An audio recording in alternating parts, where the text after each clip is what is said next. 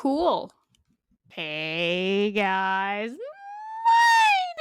my name is Full, and welcome back to another video. So, I don't know if you've noticed, I've made it pretty subtle. I've hid it from you for a long time. I really love the Sims franchise. For the autistic people in the audience, I'm being sarcastic. I love the Sims, and I have not been shy about it. I've made so many videos bitching about EA. It's like my favorite hobby to complain. So now with the EA buyout, I don't feel comfortable supporting EA anymore. I think the Sims community has been looking down at the Sims, looking at its lowering casket, saying our goodbyes to the franchise, contemplating what went wrong. And then Paralives came around and went, hey guys, so we're gonna save you. And they did. And I love it. So that's what we're talking about today. We're gonna talk about Paralives, but I could not wait to film a video. So I made a speed build and we talked about Paralives with the speed build because I did not want to wait until I had a moment to film. I had to play it like the moment it came out. So let's just jump into it. And then there's Chunky.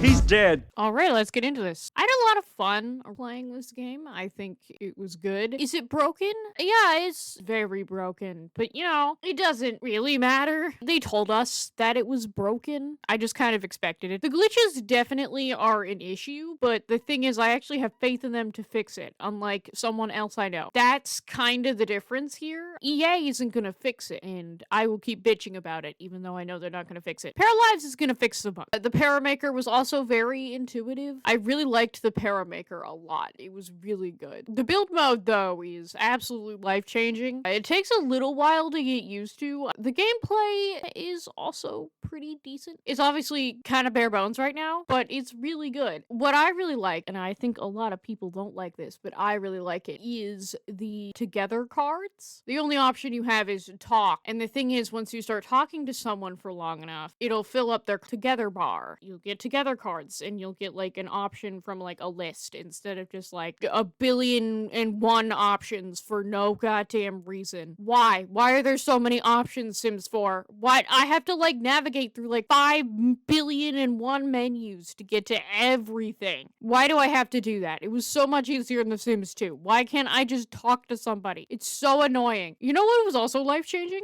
The windows. Look at that. You can just put the window on and make the window longer. I don't have to have like 2 separate sizes of windows. I can just make one window that's 1 tile wide and the other window that's like 2 tiles wide, and I can even make it 3 tiles wide. I love how most of the things in this game, you could edit the size of them. Like counters, you just drag and drop. It's so good. This game is also incredibly laggy right now, at least on my computer. I expected that, and the thing is, I know they're gonna fix it. Fire also. First time I had a fire, my Sim, I'm gonna keep calling it The Sims, and I feel like I should just not try, because I'm going to keep calling them Sims, and I'm going to be made fun of if I try to call them Paras or whatever. So I'm just going to keep calling them Sims.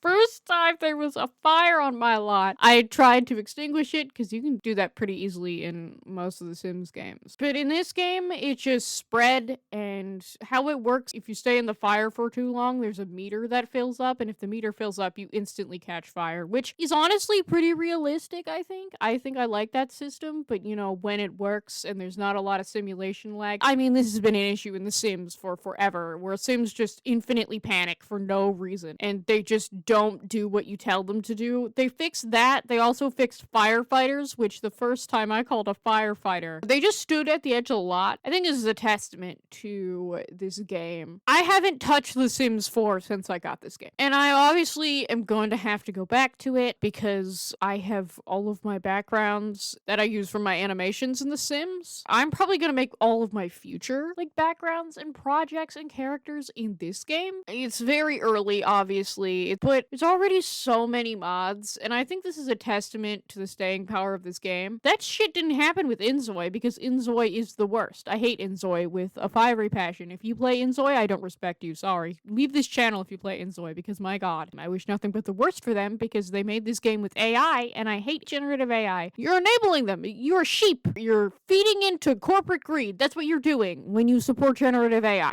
But I feel like Sims modders have actually been modding this this game. Kawaii Stacy made first mod. Twisted Mexi. We'll get to him. I don't know what their pronouns are. We'll get to them. I even saw Wing Sims making Alpha CC, which is the first Alpha CC. If you don't know what Alpha is, it's like the realistic style. Also, I did not realize how much I missed Create a Style until I played this game and I was like, oh my god. The color wheel, it's back. It's beautiful. The fact that you can lengthen tables, that's so useful because sometimes you have like a 2-tile wide table but like a 3-tile wide couch and like it doesn't center and you try to make it center with like alt placing and it just doesn't work. So there was no like end table that really matched what I wanted for this corner, so I had to size down a regular table. You can edit the text on things. You can also like add images on like any painting. You see I'm editing this pillow. I put Thick Bella Goth and Nicolas Cage's face on it. I really love Nicolas Cage's face on this pillow. It makes me laugh. Also, the fact that you can just size things down. You don't even have to type in a cheat to move object. It literally has the like little blender thing. It's just the blender UI. Like, and that is the most incredible thing I've ever seen. Clutter in this game is so fun. I love all the little clutter items. There's like even like a little tampon box and a little pads box. EA is definitely scared of Paralives because they posted like a welcome to like Inzoi. They didn't do one for Paralives right away. And everyone was like, what the hell, EA? Like, I wasn't expecting it, but the fact that they did it for Inzoi and they didn't do it for Paralives is a little suspicious. Oh, do you expect The Sims to welcome them? Yeah, because they did it for Inzoi and now I expect it. By the way, they made enough money for early access to sustain their team for like basically the entire early access period, which is so nice. I really think a game can sustain itself without DLC. I don't know how you guys got gaslit into thinking that it was okay, that like you had to have DLC or something for like longevity or whatever. Like Minecraft has been able to sustain itself, even as an indie company, they were able to sustain themselves on just free updates. And the thing is, as much as the Paralives team is very anti-consumerist,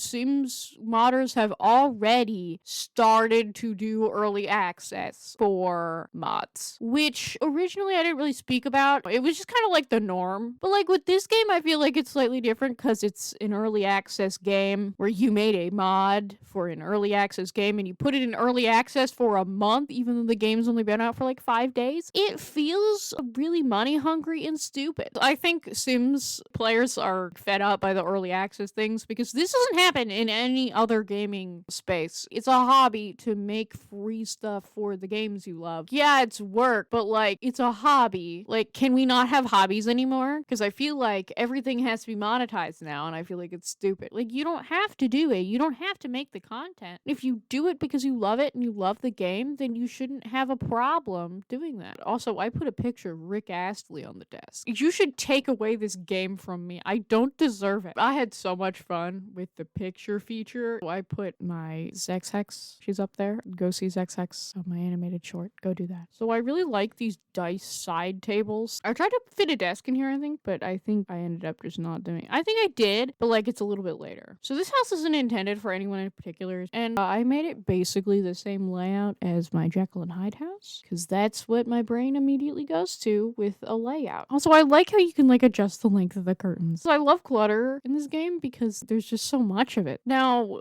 there's not a lot of variety in the general build mode, but you can tell there's so much variety in clutter. Also, there's a long Furby in this game. I also love how you can like stack things on top of each other. So they have this parody character called Miki, which is supposed to be Miku, I assume. You guys do know that Miku is like an actual character you can use, right? Miku is a character that is public domain, I'm pretty sure. Or like, it's not public domain, but it's something similar. I don't remember. Daisy, Daisy, give me your sardine. I like her design a lot. I think she's really cute, and I think having like an anime girl protagonist on like all of your stuff. I also love the plant variety in this game. The plants are gorgeous. The rugs are also really pretty. Build mode in general, there's not like a lot of options for beds or kids stuff, but like it makes up for it in like clutter and stuff. And here's me putting Jim Pickens up on the wall. Look at him. He's a beautiful man. Yes, that is the Gaslight Gatekeep Girl Boss with Bibble on it. I feel like that's great. You'll see this This is like the hallway area. Here's one of my favorite posters. It says it's not a whore house, it's a whore home. I really love that one. Here's me doing the landscaping. I kind of like how the terrain paint works. The terrain paint isn't necessarily flat anymore. It's like 3D. You can like apply grass anywhere you want, which is kind of cool. I like that a lot. I couldn't decide what length of grass I wanted because typically I put grass down, but the thing is the grass isn't terrain paint, which is kind of cool. I also want taller flowers, so like they stick up from the grass. I think that's it. I think that's all I did. I mean, that's the end of the house, I think. All right, guys. Thank you so much for watching this video. Please go check out my pilot, Zex Hex. It's on my channel. I have a Patreon, $5, $10, $15 tier. They all do the same thing, and you can get my scripts and sheet music for all of my animated shorts if you want those. But it's mostly just to support me. I currently have no patrons, so if you would like to subscribe to my Patreon, please do so. You can. Like and subscribe. Goodbye.